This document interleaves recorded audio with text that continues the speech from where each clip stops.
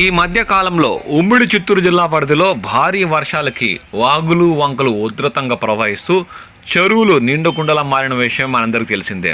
ఒక వ్యక్తి ఎక్కడి నుంచో వచ్చి నిండిన చెరువులో చేపలు పట్టేందుకు వెళ్ళి ప్రమాదవశాతం అందులో పడి మృతి చెందడంతో ఆ ప్రాంతమంతా విషాద ఛాయలు నెలకొన్నాయి.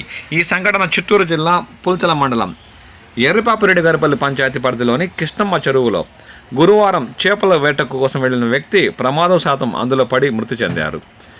సత్యసాయి జిల్లా నల్లమాడు మండలం సుబ్బరాయనపల్లికి చెందిన ఓబులేషు ఇలా 27న ఇంటి నుంచి చేపలు పట్టేందుకు ఇక్కడికి వచ్చాడు. చేపలను పట్టే క్రమంలో నీటిలో మునిగి మృతి చెందినట్లు స్థానికులు పేర్కొన్నారు. దీంతో కలూరు పోలీసులు కేసు నమోదు చేసి దర్యాప్తు చేపట్టారు. కాబట్టి మిత్రులారా, ఈ వర్షాకాలంలో నిండిన కుండల్లా ఉన్న చెరువుల్లో చేపలు పట్టే వేళ పలు జాగ్రత్తలు వహించండి. తస్మాత్ జాగ్రత్త.